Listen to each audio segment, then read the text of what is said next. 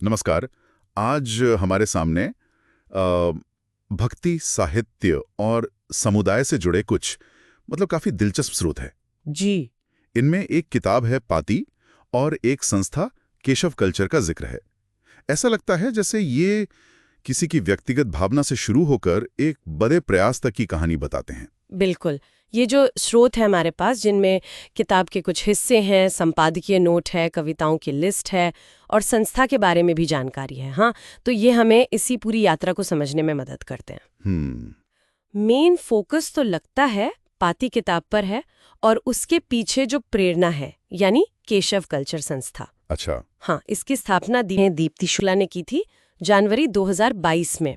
तो केशव कल्चर ये सिर्फ एक पब्लिशिंग हाउस नहीं है जैसा कि इन स्रोतों को देखकर पहले लगा था। ये तो कृष्ण प्रेम को आधार बनाकर काफी कुछ अलग भी कर रही है। हाँ, नहीं, ये उसके कहीं ज्यादा है। स्रोत बताते हैं कि ये संस्था ग्लोबली कलाकारों को एक मंच देने की कोशिश कर रही है। पर जो बात इसे खास बनाती है वो है इसका मल्टी डायमेंशनल अप्रोच। अच्छा। जैसे ये लोग निशुल्क संगीत और तकनीकी वर्कशॉप्स करते हैं। अच्छा। हाँ, एक तुमुल ध्वनि नाम की पहल का जिक्र है इसमें। सही। फिर कलाकारों के काम का सोशल मीडिया और वेबसाइट पर प्रमोशन। ओके। त्रैमासिक पत्रिकाएं एडिट करना और यहाँ तक कि इनका एक यूट्यूब चैनल है केशव कल्चर, उसके लिए 2D एनिमेशन वीडियो भी बनाते हैं। ये तो बड़ा दिलचस्प है कि वो भक्ति और कला के साथ साथ तकनीक और सोशल मीडिया का भी इस्तेमाल कर रहे हैं। ये एक तरह से परंपरा और आधुनिकता का मेल लग रहा है ना? सही कहा, बिल्कुल। ये कलाकारों को जोड़ने का एक नया तरीका भी है। हाँ। और बात यहीं खत्म नहीं होती। एक और महत्वपूर्ण पहलू है इनका, वो है सामाजिक सरोकार। सामाजिक सरोकार? किस तरह का? स्रोत बताते हैं कि ये संस्था अर्थ सेवियर फाउंडेशन और अपना घर जैसी संस्थाओं को फाइनेंशियल सपोर्ट भी देती है। ओह हाँ, ये वो संस्थाएं हैं जो वृद्ध और बेसहारा लोगों की देखभाल करती हैं और उनके लिए कल्चरल प्रोग्राम्स भी आयोजित करते हैं ये लोग। अच्छा। तो ये भक्ति को सीधे सीधे सेवा से जोड़ने का एक, आप कह सकती हैं, ठोस प्रयास है। भक्ति, कला, समुदाय और अब सेवा भी, इसका दायरा तो काफी फैला हुआ है। लेकिन इन सब के बीच ये किताब पाती, ये कैसे फिट होती है? इसका क्या खास मतलब है? देखिए, पाती का मतलब ही है खत या पत्र। तो ये किताब असल में कृष्ण भक्तों ने जो अपने प्रिय कान्हा को लिखा है, उन्हीं कविताओं या कहूँ भावनात्मक पत्रों का कलेक्शन है। इसकी जो विषय सूची है उससे देखकर ही अंदाजा लग जाता है।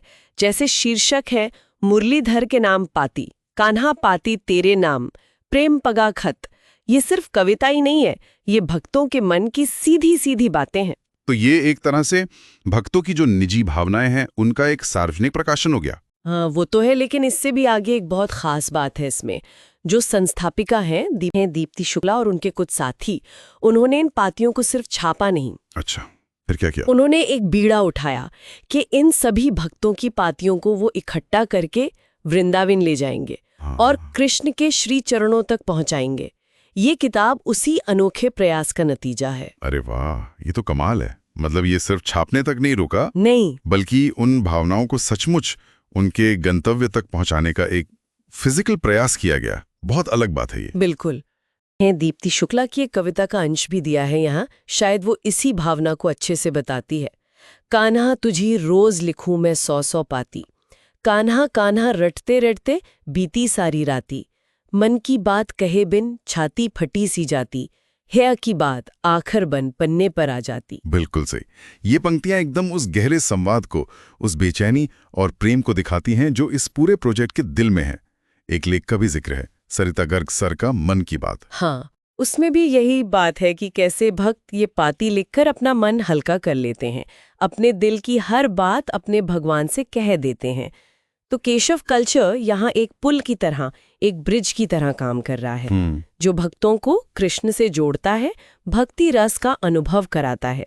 तो अगर हम इन सभी स्रोतों का एक सार निकालने की कोशिश करें, तो पाती किताब कई कवियों के कृष्ण के नाम लिखे इमोशनल लेटर्स का कलेक्शन है जी। और ये सब केशव कल्चर नाम की संस्था के बड़े मिशन का एक हिस्सा है, जो कृष्ण भक्ति के जरिए कला, साहित्य, समुदाय और यहाँ तक कि सामाजिक सेवा को भी आपस में जोड़ रही हैं। हाँ, और जो बात मुझे सबसे अनोखी लगी वो है भक्ति की अभिव्यक्ति को एक फिजिकल रूप देना। मतलब चाहे वो किताब के रूप में हो हाँ। या फिर उन पातियों को सचमुच वृंदावन ले जाने का काम हो। ये दिखाता है कि कैसे हमारी जो पारंपरिक आस्था है उसे आज के तरीकों जैसे डिजिटल प्रचार और ऐसे अनोखे भावनात्मक प्रयासों के साथ जिंदा रखा जा रहा है। बिल्कुल सही कहा।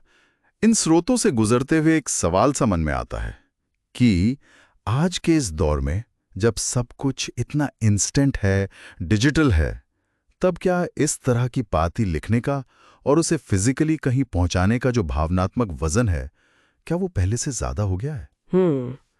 या फिर ये हमेशा से ही अपने ईश्वर से, अपने आराध्य से जुड़ने का एक ऐसा तरीका रहा है जिस पर शायद समय का कोई असर ही नहीं होता? सोचने वाली बात है।